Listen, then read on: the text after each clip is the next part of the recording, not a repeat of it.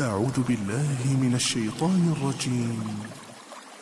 يا أيها الذين آمنوا إذا قيل لكم تفسحوا في المجالس فافسحوا يفسح الله لكم وإذا قيل انشزوا فانشزوا يرفع الله الذين آمنوا منكم والذين أوتوا العلم درجات والله بما تعملون خبير. السلام عليكم ورحمة الله وبركاته. إن الحمد لله نحمده ونستعينه ونستغفره ونعوذ بالله من شرور أنفسنا وسيئات أعمالنا. من يهده الله فلا مضل له ومن يضلل فلا هادي له وأشهد أن لا إله إلا الله وحده لا شريك له وأشهد أن محمدا عبده ورسوله صلوات ربي وسلامه عليه وعلى آله وصحبه أجمعين وسلم تسليما كثيرا مزيدا. أما بعد. Jemaah sekalian, a'azani Allah wa iyyakum. Alhamdulillah, kita bersyukur kepada Allah Subhanahu wa taala atas segala nikmat yang Allah berikan kepada kita semuanya. Terutama nikmat diberikan kesempatan untuk mengamalkan ajaran Islam dan juga mengajarkannya kepada orang lain. Selain itu Allah Subhanahu wa taala juga memberikan kita nikmat untuk duduk di majelis ilmu, dan semua ini adalah nikmat yang tidak diberikan oleh Allah kecuali kepada orang tertentu saja. Tentunya kita berharap kitalah orang-orang itu, yang mana di antara tanda seorang itu menjadi wali Allah, dia istiqamah di atas ilmu. Sebagaimana disebutkan oleh Ibnu Qayyim rahimahullah, karamah yang paling mulia dari semua karamah wali-wali Allah itu adalah istiqamah di atas talabul ilmi. Itu karamah yang paling mulia. Disebutkan dalam kitab Minhajul Muslim, di antara sifat atau karamah para wali-wali Allah adalah mereka istiqamah di atas amal soleh dan kebaikan. Dan perlu kita ingat bahwa kita hanya memiliki dua kekuatan dalam kehidupan ini. Kekuatan ilmu dan kekuatan amal. Kalau salah satu dari keduanya hilang, maka hilanglah kekuatan kita. Kalau hilang salah satu dari dua kekuatan tadi, maka hilanglah kekuatan kita. Kapan kita merasakan besarnya kekuatan ilmu dan amal itu? Ketika ada fitnah yang sedang melanda.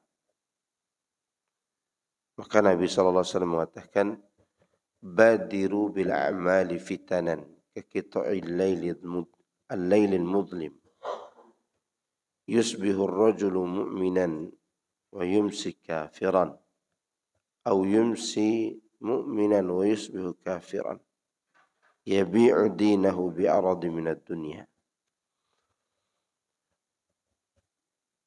Segeralah kalian beramal, karena akan muncul fitnah seperti potongan malam yang gelap gulita.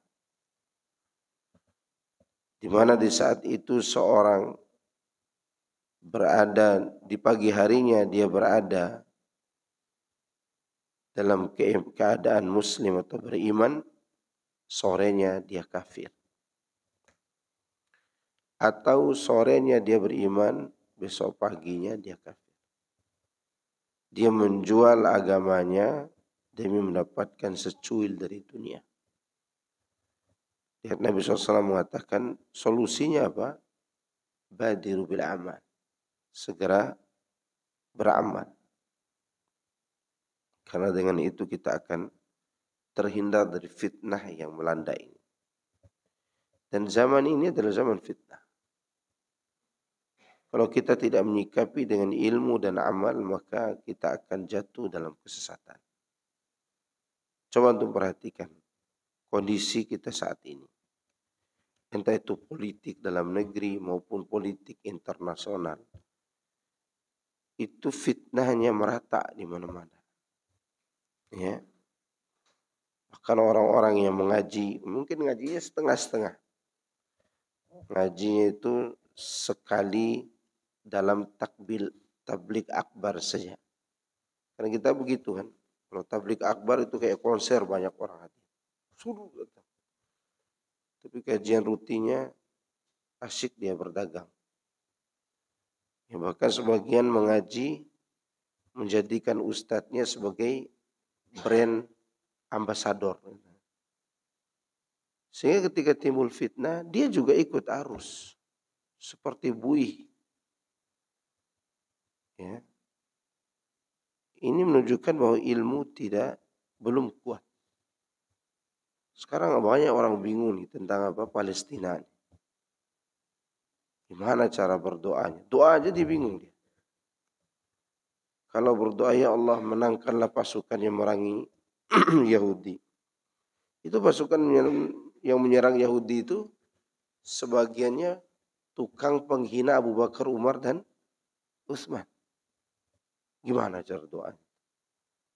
Doa aja bingung kita. Karena apa? Tidak punya ilmu. Tapi bagi orang yang berilmu, dia akan atur doanya.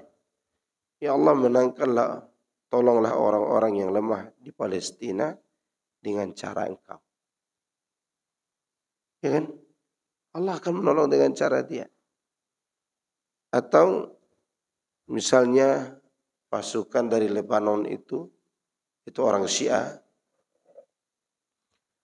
memenangkan peperangan itu. Apa kita akan katakan, oh hebat ya Syiah itu? Gitu. Enggak. Kita tidak akan katakan seperti itu. Kita tetap akan katakan, Alhamdulillah segala puji bagi Allah yang menolong Baitul Maqdis dengan caranya. Bagaimana caranya? Bisa saja dia tolong dengan tangan orang jahat. Ketika tidak ada orang mukmin yang kuat seperti mereka. Bisa nggak Allah tolong agamanya dengan orang jahat? Pertanyaannya sederhana apa berat nih? Berat.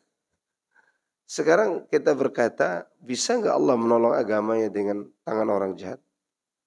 Kalau antum katakan bisa, mana dalil? Mana dalil?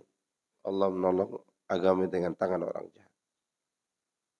Kita katakan iya, Allah bisa saja menolong agamanya dengan tangan orang jahat. Sehingga ketika orang jahat itu menang atas orang jahat lainnya, maka kita tidak akan takjub dengan kemenangan itu terhadap mereka.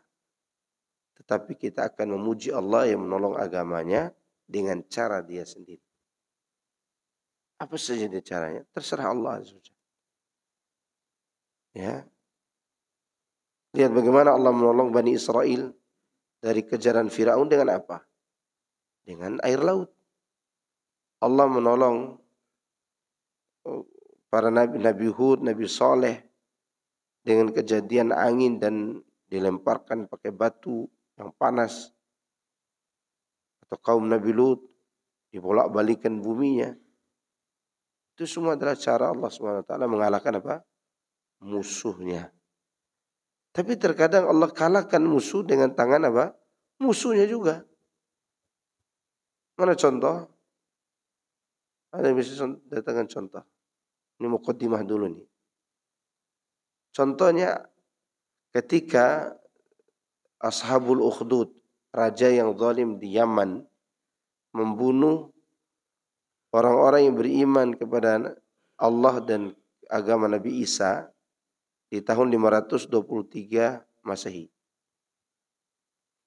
di masa itu yang disebutkan oleh Allah dalam Al-Quran, qutila ashabul ukhdud an-nari dzatil waqud idhum 'alaiha qu'ud. Itu raja yang zalim itu orang Yahudi. Orang Yahudi. Orang Yahudi ini pembuat kerusakan di mana-mana. Ketika mereka berhasil membunuh orang-orang yang beriman di saat itu, jumlahnya kurang lebih 20 ribuan orang dibakar habis di dalam apa? Di dalam parit itu. Orang-orang Romawi yang beragama Nasrani, walaupun agamanya udah rusak sebagiannya, mereka tetap cemburu terhadap saudara mereka yang ada di Yaman. Tapi mereka tidak bisa menyerang Raja Yahudi ini. Dipakailah kekuatan dari Habasyah. Dari Habasyah itu, Raja Habasyah mengirim dua panglima yang pandai berperang untuk membunuh penjahat ini. Dan yang diutus ini penjahat juga. Siapa dia? Dua orang itu. Abraha dan Aryad. Abraha itu siapa Abraha? Masih ingat gak ceritanya? Yang nyerang Ka'bah. Penjahat apa orang baik itu? Penjahat. Maka yang membunuh orang Yahudi tadi siapa? Abraha sama Aryad. Saking jahatnya Abraha ini, Aryad dibunuh juga oleh dia. Kenapa? Karena dia mau jadi pemimpin sendiri di Yaman. Nah, begitu cara Allah Subhanahu wa taala menolong hamba-hambanya yang beriman dan memusnahkan musuhnya. Terkadang dia memusnahkan dengan apa? Dengan musuh juga. Nah, kalau sekarang orang Syiah menang misalnya, bukan Syiahnya yang kita tajukkan, tetapi kita tajuk dengan cara Allah. Bagaimana dia bisa menghancurkan musuhnya dengan apa? Tangan musuh juga. Begitu fungsi ilmu itu. Kita bisa menyikapi segala sesuatu dengan ketenangan, tidak was-was, tidak pro sana pro sini, tetap kita memuji Allah. Itu tadi kisah Abraha. Kemudian Abraha itu hancurkan jadinya ketika dia menyerang apa? Ka'bah. Dia dihancurkan oleh Allah. Tetap musuh Allah juga kan? Tetap. Kemudian dalil secara tekstual. Nabi SAW mengatakan dalam Sahih Bukhari dan Muslim, Innallaha la yu'ayyidu hadha ad-din birrajulil fajir. Sesungguhnya Allah benar-benar akan menolong agama ini, yaitu Islam, dengan perantara orang jahat. Orang apa? Jahat. Bisa saja Allah lakukan. Tapi kejahatannya tetap jahat. Walaupun dia ikut serta di dalam menghabisi musuh Allah yang lain. Begitu sikap kita. Jangan sekarang ini kita ngobrol aja tentang Palestina yang kita tidak tahu ilmunya. Kalau tidak tahu ilmunya, diam saja. Diam saja kita. Karena diam itu lebih baik daripada berbicara sesuatu fitnah. Baik, insyaallah kita akan lanjutkan kitab ini. Itu mukaddimah sedikit. Karena banyak teman-teman yang berbicara tentang hal itu. Padahal mereka tidak memiliki pengetahuan tentang urusan Palestina ini. Ya. Ada juga yang berlebihan berbicara tentang menjatuhkan orang-orang di Palestina. Tak boleh juga, kita harus tetap berdoa buat mereka. Jangan bicarakan kesalahan mereka. Ya, mintakan ampun untuk kesalahan mereka itu. Jangan sampai kita juga memfitnah orang-orang lemah itu. Kalau berbicara salah, ya kita juga tetap berbuat salah. Hanya saja jangan sampai itu dijadikan sebagai alasan untuk membuli mereka. Jadi kalimat-kalimat seperti ini tak boleh. Ya rasain siapa suruh berbuat bid'ah. Jangan. Minta kepada Allah agar mereka dapat hidayah dan Allah satukan kalimat mereka sehingga mereka berada di atas tauhid dan di atas apa? Sunnah. Ya. Tapi kita akan lanjut pembahasan dari kitab ini. Di sini disebutkan macam-macam syirik besar.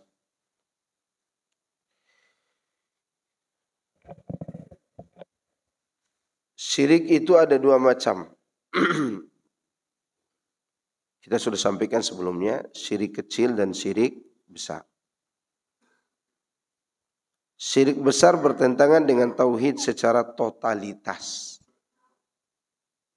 Satu aja syirik besar dibuat oleh seorang, maka semua amalnya batal. Ya. Dan syirik besar ini akan mengeluarkan pelakunya dari Islam. Syirik besar pun memiliki beberapa bentuk.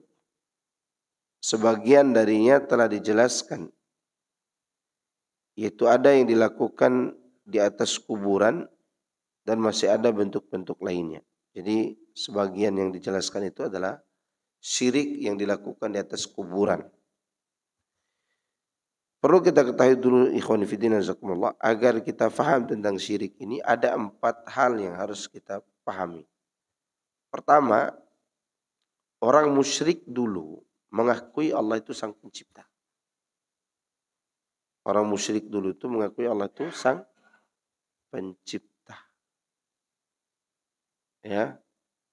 Pemberi rezeki, pengatur alam semesta. Tapi itu tidak membuat mereka masuk Islam. Itu poin pertama. Yang kedua, syirik yang mereka lakukan adalah menjadikan makhluk sebagai perantara antara mereka dengan Allah. Agar orang-orang yang menyembah kubur ini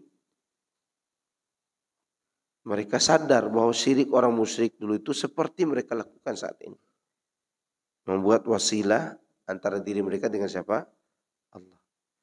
Ketiga, Rasulullah SAW waktu itu muncul di hadapan orang-orang kafir yang beribadahnya atau kesyirikannya bermacam-macam.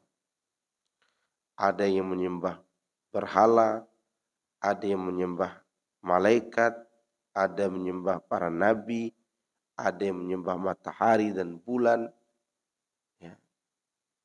Ada yang menyembah api, bermacam-macam bentuk kesyirikan. Tapi semuanya tetap diperangi oleh Nabi.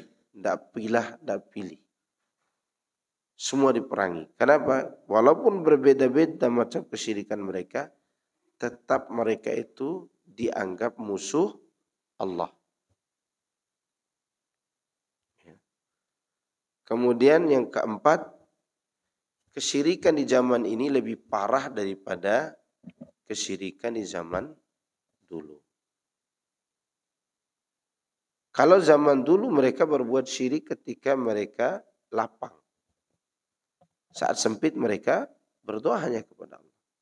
فَإِذَا رَكِبُوا فِي الْفُلْكِ دَعَوُا اللَّهَ مُخْلِصِينَ لَهُ الدِّينَ فَلَمَّا نَجَّاهُمْ إِلَى الْبَرِّ إِذَا هُمْ يُشْرِكُونَ. Jika mereka berada di atas ombak, di lautan, di atas ombak itu, diombang-ambing oleh ombak di lautan, ketika mereka di perahu, mereka minta kepada Allah dengan setulus hati. Namun ketika Allah menolong mereka ke daratan, mereka kembali syirik. Itu syirik orang dulu. Di saat sempit, mereka minta kepada Allah. Di saat mereka lapang, mereka syirik lagi. Adapun syirik zaman ini, selalu berbuat syirik. Lapang maupun sempit. Ya kan? Meletus gunung berapi, dilemparkan kepala kerbau di dalamnya. Ya enggak? Atau lumpur lapindo. Udah berapa kepala sapi, kepala kerbau yang dilempar ke sana. Mungkin ada kepala manusia juga yang dilempar. Saking seringnya, jeleknya perbuatan syirik orang zaman sekarang. Jadi kesyirikan orang zaman dulu, zaman sekarang lebih buruk daripada kesyirikan orang zaman dulu. Taib. Syirik itu banyak bentuknya. Di antaranya pertama, syirik dalam takut.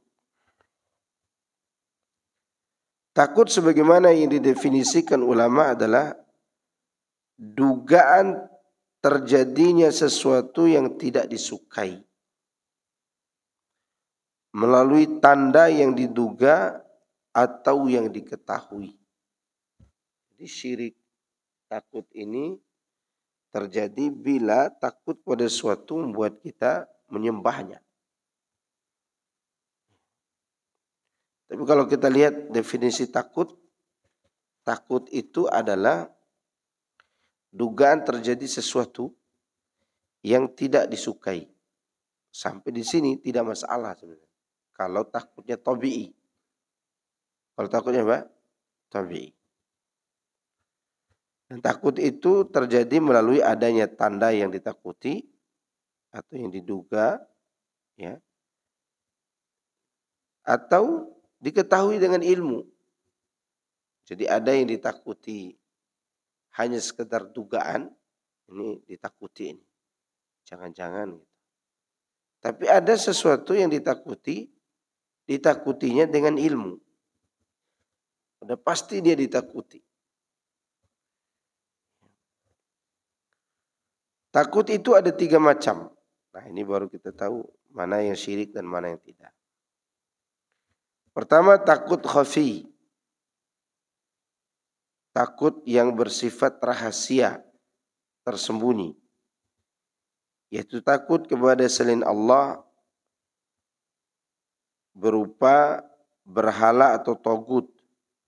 Atau orang mati. Atau orang yang tidak berada di dekat orang yang bersangkutan. Takut pada jin atau manusia.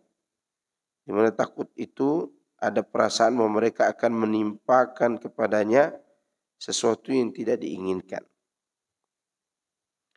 Sebagaimana Allah berfirman tentang kaum Nabi Hud yang berkata kepada beliau, "Inna qulu illa taraka ba'du alihatina bisu'in. Qala inni ushhidullah wa ashhadu anni bari'un mimma tusyrikun min duni. Fakiduni jami'an thumma la tunzirun." Kami tidak mengatakan melainkan bahwa sebagian sesembahan kami telah menimpakan penyakit gila pada dirimu. Ya, kenapa mereka takut kepada berhala itu? Karena takut dikasih penyakit gila. Ya. Hud menjawab, sesungguhnya aku menjadikan Allah sebagai saksi. Dan bersaksilah kalian bahwasanya aku berlepas diri dari apa yang kalian persekutukan sebagai sesembahan-sembahan selainnya. Sebab itu lakukanlah tipu daya kalian terhadapku dan janganlah kalian memberi tangguh kepadaku. Jadi Nabi Hud itu berani. Silahkan kalau kalian mau tipu daya, buat saja. Jangan tunggu lama-lama, kata Nabi Hud. Ini menunjukkan Nabi Hud berani apa takut? Berani. Ya. Dan Nabi Hud waktu itu berhadapan langsung dengan orang-orangnya. Mana orang-orang itu menakut-nakuti Nabi Hud. Kamu itu gila. Gara-gara apa? Tidak menghargai sesembahan kami. Orang-orang musyrik juga pernah menakut-nakuti Rasulullah SAW dengan berhala-berhala mereka. Sebagaimana Allah berfirman, wa yukhawifunaka billadzina min duni. Mereka menakut-nakuti kamu dengan sesembahan yang selain Allah. Ya. Coba antum ketika tidak punya ilmu. Orang-orang akan mengatakan kepada antum nantinya ketika tidak meminta kepada kuburan orang soleh. Awas, jalan tuh harus nunduk depan kuburan. Kenapa? Nanti kualat loh. Ya enggak? Ditakut-takuti begitu enggak? Iya. Atau ada pohon dianggap keramat. Kalau enggak simpan ayam di situ, nanti kamu diganggu oleh jin. Namanya apa? takut. Takut yang menyeret kepada peribadatan terhadap yang ditakuti. Ini syirik besar apa kecil? Besar. Takut bentuk inilah yang terjadi kepada para pemuja kubur. Nah, ya. Dan juga pemuja berhala lainnya di zaman ini. Mereka takut kepada kubur dan menakut-nakuti orang. Ya, menakut-nakuti orang-orang yang berpegang teguh kepada tauhid dengannya. Manakala orang-orang yang berpegang teguh kepada tauhid tersebut melarang mereka berbuat syirik dan mengajak mereka kepada tauhid. Dan mereka mengikhlaskan ibadah hanya kepada Allah. Jadi orang-orang yang menyembah kubur ini menakut-nakuti kita juga. Menakut-nakuti orang-orang yang mentauhidkan Allah. Kita katakan tidak akan pernah takut. Silakan buat tipu daya dengan kesyirikan itu. Kita tidak akan takut. Bahkan ikhwan fillah azakumullah, kalau mau mengalahkan tukang sihir, jangan takut sama tukang sihir. Ya. Jatuhkan mentalnya. Jatuhkan apa? Mental. Kau tidak punya kekuatan apa-apa dibandingkan dengan kekuatan Allah yang Maha Kuasa. Kan itu yang dilakukan Nabi Musa alaihissalam ketika berhadapan dengan siapa? Tukang sihir. Ya. Wa qala fir'aun ituni bi kulli sahirin alim. Falamma jaa as-saharatu qala lahu Musa alqu ma antum mulkun. Falamma alqaw qala Musa ma ji'tum bihi sihr. Inna Allah sayubtiluh. Kata Firaun, datangkan kepadaku setiap tukang sihir yang alim. Tukang sihir yang berilmu. Tatkala tukang sihir itu datang kepada Firaun dan di situ ada Nabi Musa. Nabi Musa mengatakan, lemparlah apa yang kalian mau lempar. Maka mereka melemparkan. Kata Nabi Musa, itu sihir itu. Yang kalian datangkan itu adalah sihir. Allah akan membatalkannya. Allah akan mengalahkannya. Itu namanya apa? Keberanian di atas tauhid. Kita ini kadang sudah belajar tauhid, semakin belajar semakin takut. Ya kan? Ini meninggalkan juga ibadah. Kita harus buktikan bahwa kita belajar tauhid agar kita tidak takut kepada sesembahan selain Allah Subhanahu wa taala. Takut bentuk ini termasuk bentuk ibadah paling penting yang wajib diikhlaskan hanya kepada Allah semata. Intinya, jika takut itu menyeret seorang kepada peribadatan kepada yang ditakuti, maka itu takut ibadah namanya. Ketika dipalingkan kepada selain Allah, maka dia adalah syirik. Maka dia wajib untuk diserahkan hanya kepada Allah. Kata Allah Azza wa Jalla, "Fala takhafuhum wa khafuni in kuntum mu'minin." Karena itu janganlah kalian takut kepada mereka, tapi takutlah kepadaku jika kalian orang yang beriman. Kemudian Allah juga mengatakan, "Fala takhshawhum wakhshawni." Sebab itu janganlah kalian takut kepada mereka, tapi takutlah hanya kepadaku. Takut ini termasuk di antara kedudukan agama yang paling agung dan paling mulia. Dia telah berbuat syirik, maka barang siapa yang persekutukannya kepada Allah, yaitu dalam masalah takut ini, maka dia telah berbuat syirik besar. Hanya Allah tempat kita berlindung. Allahul Musta'an. Ini bentuk takut yang pertama.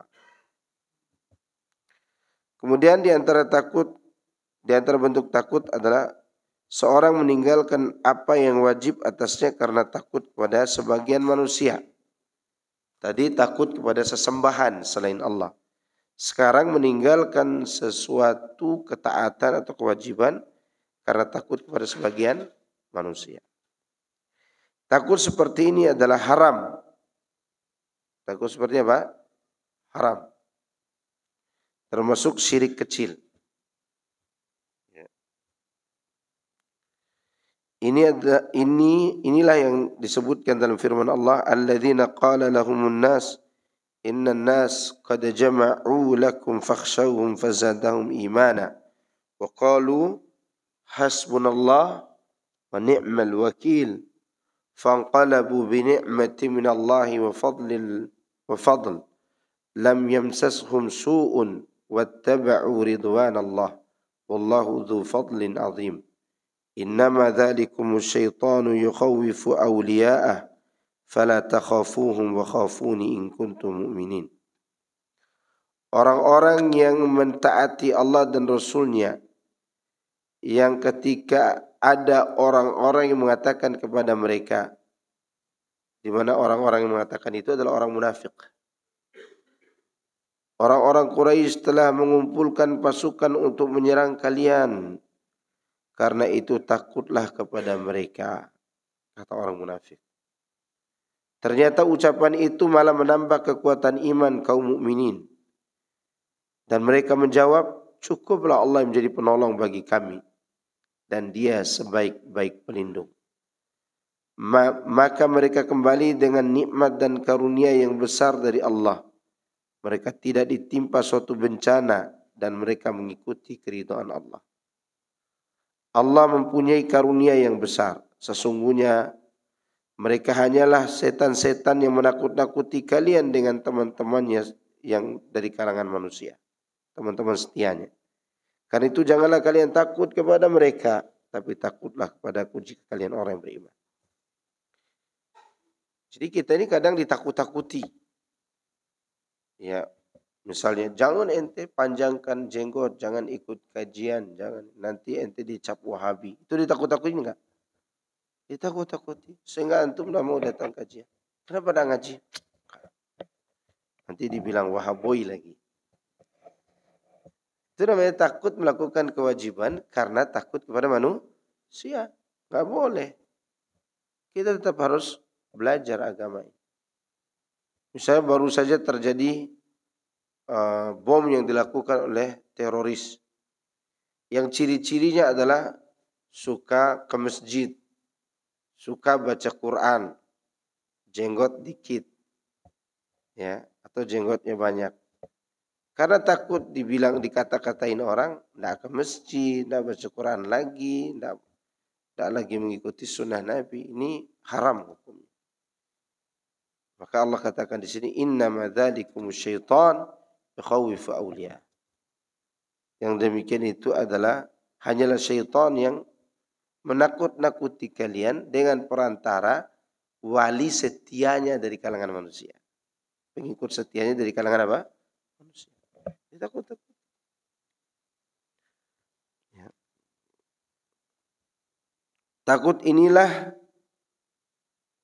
Takut inilah yang tersebut dalam hadis yang diriwayatkan oleh Ibnu Majah dari Abu Sa'id Al-Khudri.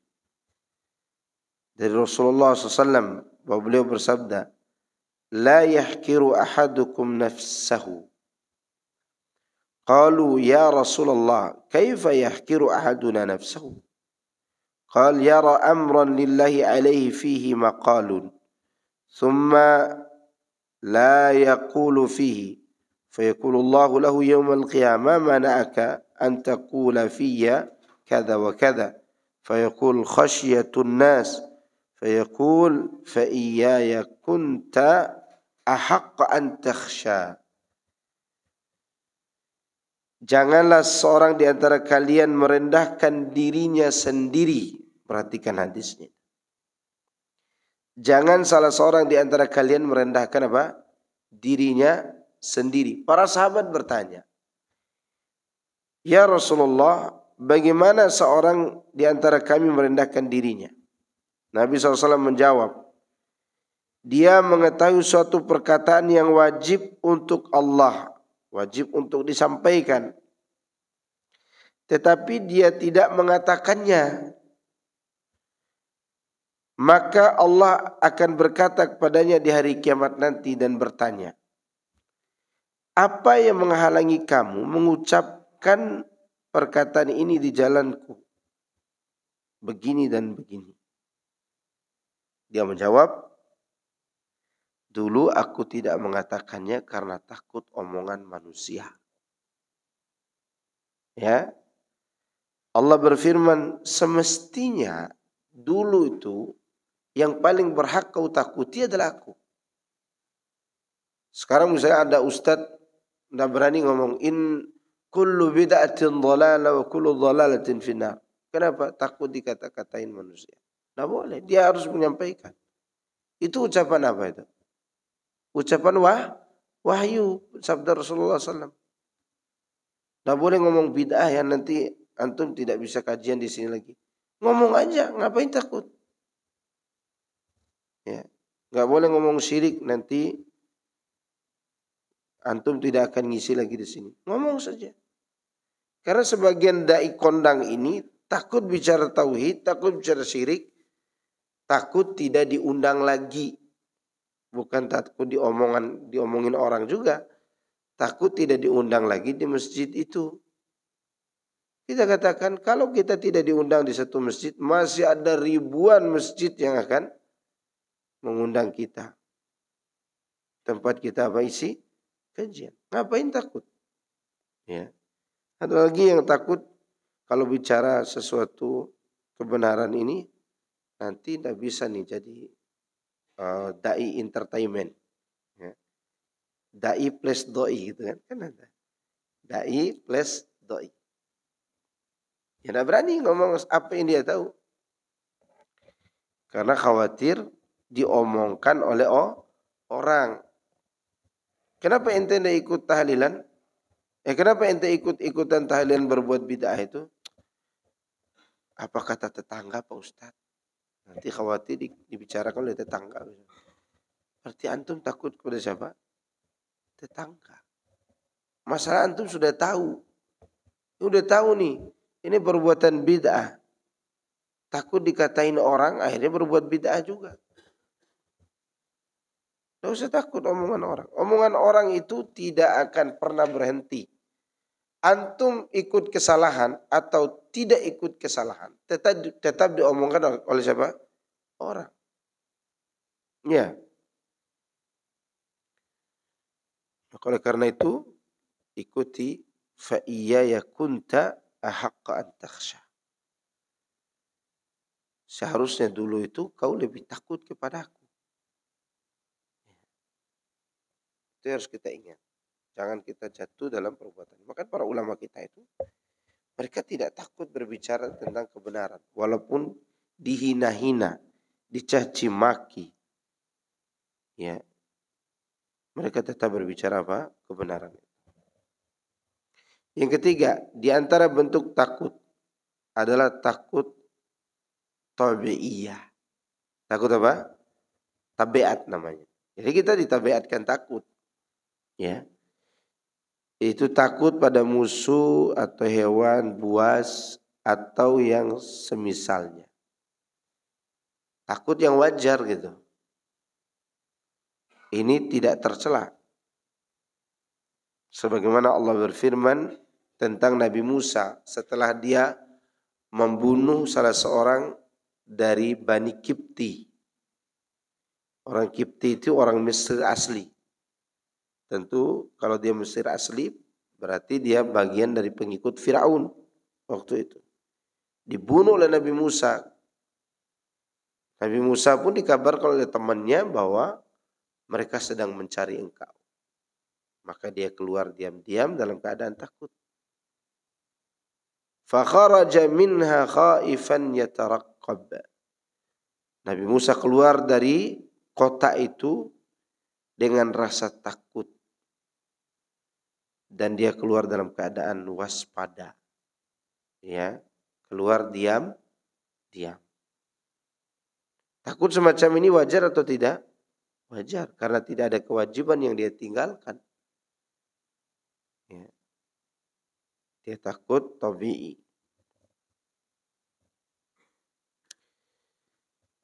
Takut ini tidak masalah. Termasuk kita takut digigit anjing misalnya. Kalau dikejar anjing lari. Apalagi anjing helder. Kejar anjing, enggak takut saya.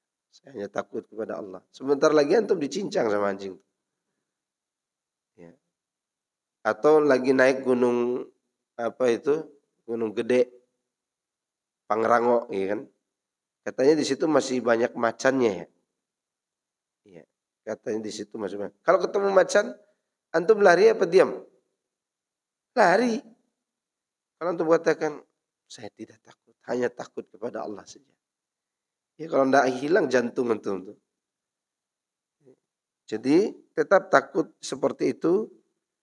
Dianjurkan juga di saat kepepet mengancam nyawa. Maka takut seperti itu tidak tercela. Atau seorang misalnya dia punya nama seperti presiden,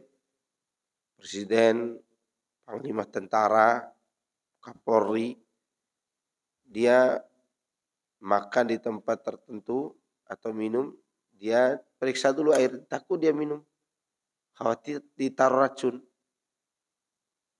Sah nggak takut seperti ini? Sah, boleh, karena dia seorang apa? Yang banyak musuhnya, takutnya ditaruh racun. Ya. Bukan racun sianida ditaruh, racun tikus. Maka pada saat itu dia tidak minum bukan karena dia tidak mau menikmati nikmat Allah, tapi dia khawatir atas dirinya. Itu takut tabii. Takut pertama yaitu takut yang rahasia tadi, ia termasuk bentuk ibadah paling agung. Wajib diikhlaskan semata kepada Allah. Demikian juga yang kedua termasuk takut yang menyempurnakan hak ibadah. Dan seorang tidak boleh takut hanya karena ditakut-takuti orang kemudian dia tinggalkan kewajiban. Ya. Dan dia adalah takut yang menyempurnakan apa? Keimanan. Dua takut ini adalah takut yang dilarang oleh Allah kepada orang-orang beriman. Itu orang-orang beriman dilarang takut kepada selain Allah. Sekaligus Allah perintahkan kepada mereka agar mereka membatasi takutnya hanya kepada Allah. Ingat, takut itu seperti ini isi gelas ini. Ya. Ini hati orang beriman. Di sebelahnya ada hati orang kafir, gelas satunya. Bila takut itu, takut ibadah kepada Allah, ada pada hati orang yang beriman, maka di sini akan ada takut kepada makhluk. Yaitu takut ditimpa sesuatu oleh makhluk. Tapi jika takut kepada makhluk ada di hati orang beriman, maka di sini akan ada keberanian kepada orang yang beriman. Keberanian kepada siapa? Orang yang beriman. Makanya musuh-musuh Islam saat ini mereka melakukan testimoni. Apakah orang-orang Islam ini berani mengamalkan agamanya atau tidak? Kalau mereka tidak berani mengamalkan agamanya, meskipun jumlahnya banyak, orang kafir akan memporak-porandakan mereka. Ingat itu. Kenapa orang kafir berani kepada kita? Karena kita ini tidak berani mengamalkan apa? Agama. Coba antum lihat. Kenapa si Abu Janda berani kepada kaum muslimin yang banyak ini? Karena dia melakukan penelitian orang-orang Islam itu takut mengamalkan apa? Agamanya, takut kepada manusia. Semua teman-temannya itu mereka meneliti kondisi kita. Terutama Yahudi, kan turunan ilmunya dari Yahudi. Yahudi itu melihat dulu, kalau orang Islam berani mengamalkan agamanya, mereka tidak berani ganggu kita. Tapi kalau orang Islam tidak berani mengamalkan agamanya, gampang dihancurkan. Maka kita harus punya rasa takut itu. Takut kepada Allah saja. Ketika ada orang-orang yang berusaha menghalangi kita dari mentaati Allah, maka kita tidak takut kepada mereka. Biar mereka bicarakan tentang kita. Allah berfirman, "Alaisallahu bikafin 'abdah wa yukhawifunaka billadzina min duni?" Bukankah Allah yang telah mencukupkan hambanya, lalu mereka menakut-nakuti kamu dengan sesembahan yang selain Allah?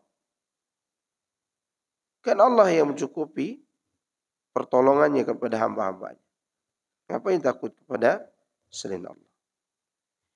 Imam Ibnu Qayyim berkata, di antara bentuk tipu daya musuh Allah adalah menakut-nakuti orang-orang yang beriman dengan bala tentara dan teman-temannya, sehingga orang-orang mukmin itu tidak berjihad melawan mereka, tidak mengajak mereka kepada kebaikan, dan tidak mencegah kemungkaran yang mereka lakukan.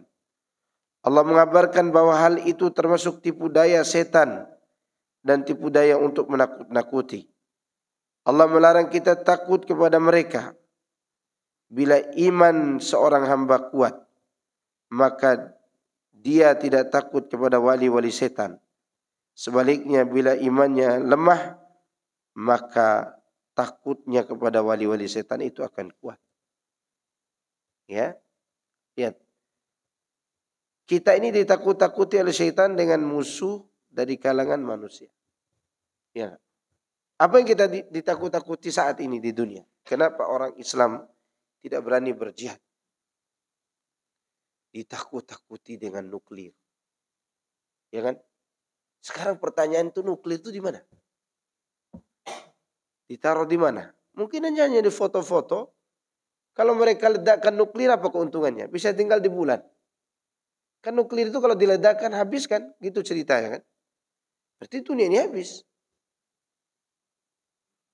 Kemudian orang-orang Islam yang ingin berjihad membela saudara di satu negeri dan negeri yang lain, pemimpin-pemimpin kaum muslimin berpikir panjang di situ.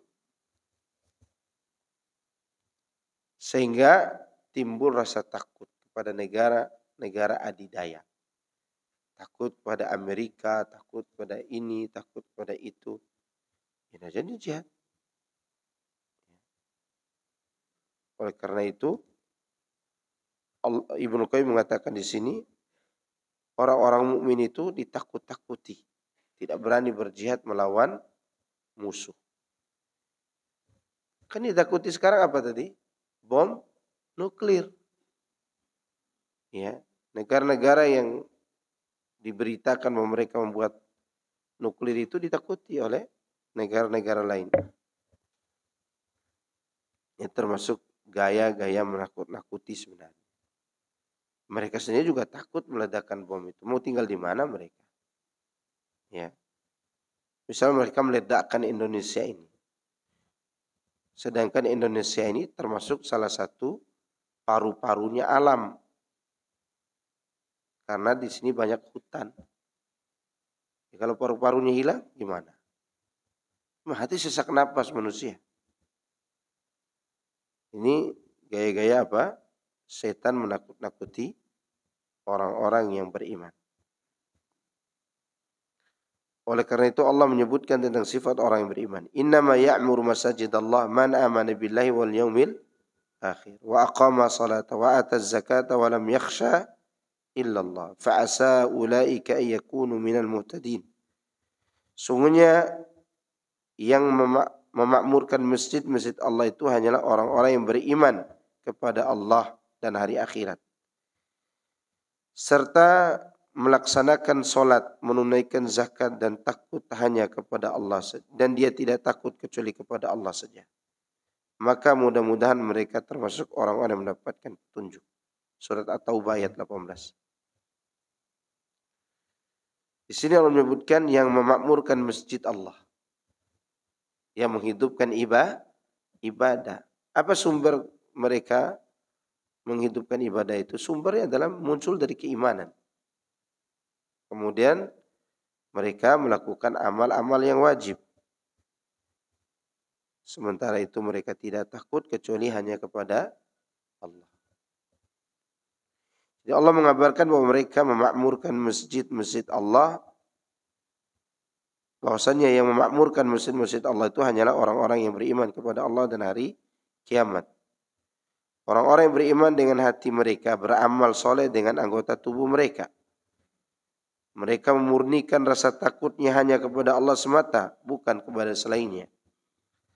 Allah memberikan wewenang memakmurkan masjid bagi mereka sesudah mencabutnya dari orang-orang musyrik. Jadi orang musyrik itu tidak pantas memakmurkan apa? Masjid. Karena memakmurkan masjid hanya dengan ketaatan dan amal soleh. Sekalipun orang musyrik berbuat baik.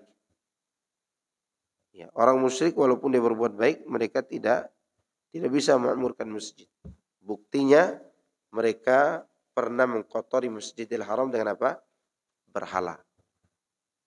Ya. Tapi ini diantara hal-hal yang berkaitan dengan takut ini. Jadi takut itu tidak boleh diserahkan kepada selain Allah. Berikut akan saya sampaikan hadis juga nih. Hadis ini memotivasi kita untuk tetap bertahan di atas keridhaan Allah meskipun manusia membicarakan kita. Ini penyempurna daripada takut kita yang bersifat wajib tadi. Muawiyah pernah menulis surat kepada Ummul Mukminin Aisyah radhiyallahu anha, memintanya menulis nasihat untuknya, nasihat singkat dan tidak bertele-tele. Maka Aisyah menulis surat kepada Muawiyah. Salam atasmu wahai Muawiyah. Amma ba'du. Sesungguhnya aku mendengar Rasulullah SAW bersabda, Manil tamasa ridallah bisakhatin nas, kafahu Allahu ma'unatan nas, wa manil tamasa sakhatallahi biridan nas, wakalahu Allahu ilan nas. Barang siapa mencari ridho Allah dengan mengabaikan kemurkaan manusia, niscaya Allah akan mencukupinya dari beban keburukan manusia. Namun barang siapa mencari ridho manusia dengan mengabaikan kemurkaan Allah, niscaya Allah akan menyerahkannya kepada manusia itu. Dalam riwayat yang lain, diriwayatkan oleh Ibnu Hibban, Manil tamasa ridallah bisakhatin nas radhiyallahu anhu arda anhu nas wa arda an-nas anhu wa manil tamasa ridan nas bisakhatillah sakhatallahu alaihi wa askhata alaihi an-nas. Barang siapa yang mencari ridha Allah dengan mengabaikan murkanya manusia, maka Allah akan meridhoinya dan Allah akan membuat manusia ridho kepadanya. Barang siapa mencari ridho manusia dengan mengabaikan kemurkaan Allah, maka Allah akan memurkainya dan Allah akan membuat manusia murka kepadanya.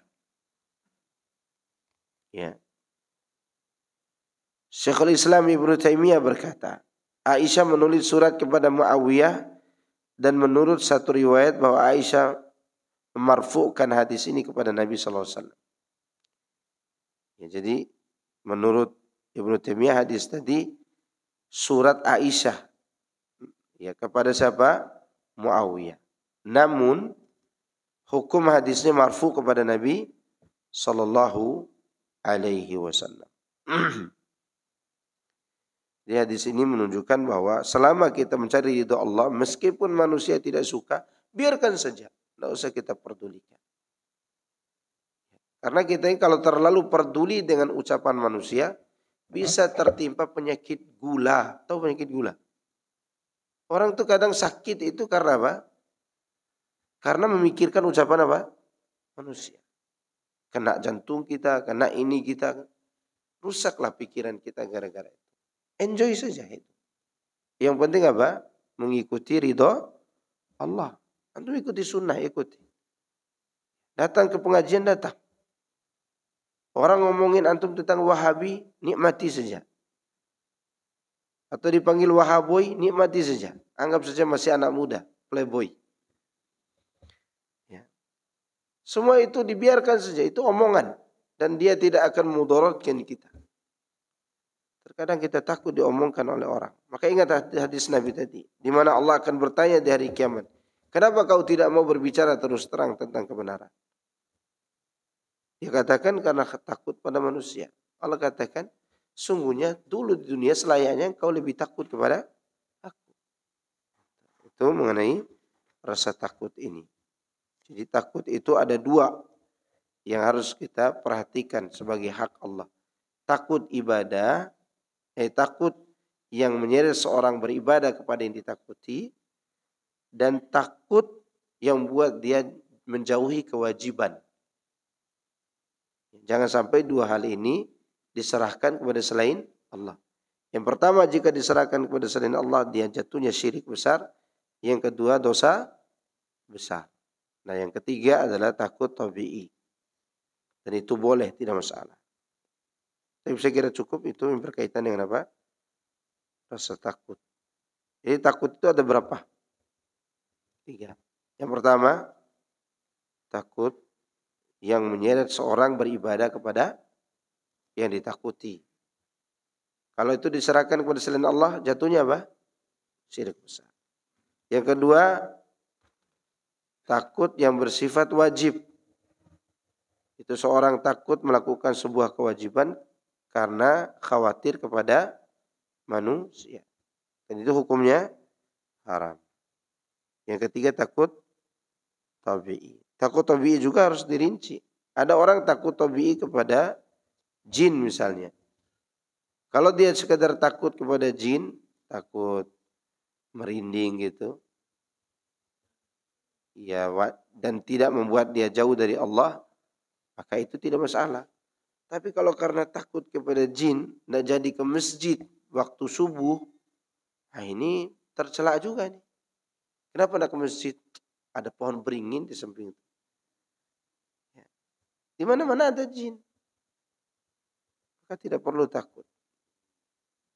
Khawatirnya nanti jatuh pada takut yang haram.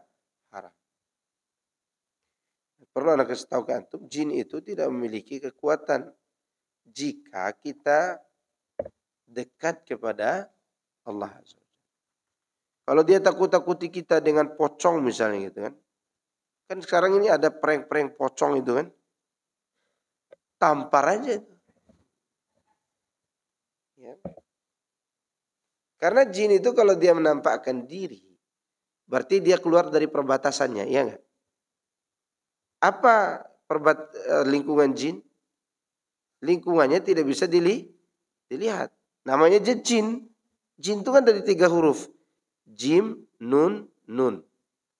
Kemudian karena ada 2 nun, satunya disukunkan, kemudian ditasdid, digabungkan jadi jin nun. Yang artinya tersembunyi. Makhluk yang bersembunyi. Hidupnya memang di lingkungan yang tidak kelihatan. Nah, ketika dia kelihatan, berarti dia keluar perbatasannya enggak? Iya. Sama dengan misalnya OPM keluar perbatasannya. Datang minum kopi sama Primob atau Kopassus yang ada di perbatasan. Kira-kira lemah apa kuat dia? Lemah. Tinggal ditampar aja waktu dia minum kopi itu. Ketika seorang keluar sendirian di perbatasan itu, maka dia akan lemah. Maka jin juga begitu.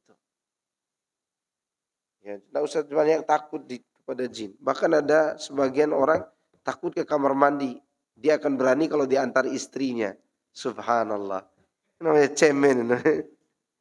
Saya pernah lihat orang yang Masya Allah. Orang itu tinggi, kekar, badannya hitam gitu. Jadi bentuk dadanya bagus. Waktu itu kami lagi di gunung. Kita bertani di gunung. Kita kalau lagi bertani di gunung, anak dengan adik saya itu jalan keliling untuk jagain babi yang masuk kebun itu. Bisa jam 12 malam. Nih, kita tengok tetangga kita di gunung sebelah. Itu kan 1 orang 2 hektar, berarti jalannya jauh kan. Ya. Di mana dia tidur? Dia tidur di atas, kan ini tempat tidur. Ada tempat taruh barang di atas. Dia tidur di situ. Penakut dia. Takut pada siapa? Takut bunyi babi dia. Jadi ada orang kekar badannya takut juga. Ya, takut pada setan, takut pada babi. Padahal itu sesuatu yang tidak perlu ditakuti. Jin itu tidak perlu ditakuti. Jin itu ada yang soleh, ada yang jahat, kafir. Maka jangan takut. Ya. Kalau gimana dengan orang yang kesurupan, kemudian dia kesurupan, jangan takut, jagain orang kesurupan. Nanti kalau dia bunuh diri gimana? Ya, tidak perlu takut kepada makhluk-makhluk yang menghalangi kita dari ketaatan kepada Allah Subhanahu wa taala. Tapi kalau takut tabi'i, takut dicederai oleh anjing, dicederai oleh singa, itu tidak masalah. Itu takut tabi'i. Saya kira cukup ya. Ada pertanyaan? Ada yang mau bertanya? Banyak yang bertanya tentang Palestina sekarang. Ya, Palestina, tentang keadaan mereka. Saya hanya bisa menjawab berdoa saja. Dengan doa-doa yang umum. Kalau kita minta, ya Allah tolonglah Hizbullah di sana. Orang yang mencaci maki Abu Bakar dan Umar, coba bayangkan. Gimana hati kita? Ya, tentunya kita tidak berdoa seperti itu. Kita berdoa kepada Allah agar Allah menolong mereka, hamba-hambanya dengan apa? Cara dia. Semoga Allah menyatukan hati kaum muslimin di sana di atas tauhid dan sunnah. Dan semoga Allah maafkan kesalahan mereka. Dan semoga dengan cara itu juga Allah memasukkan mereka ke dalam surga. Karena dengan datangnya ujian dan cobaan, Allah mengampuni seseorang. Ya. Mungkin ada kesalahan saudara kita di Palestina yang kita tidak tahu, tapi Allah ingin mereka masuk surga dengan cara itu juga. Allah masukkan mereka ke dalam apa? Surga. Cukup ya?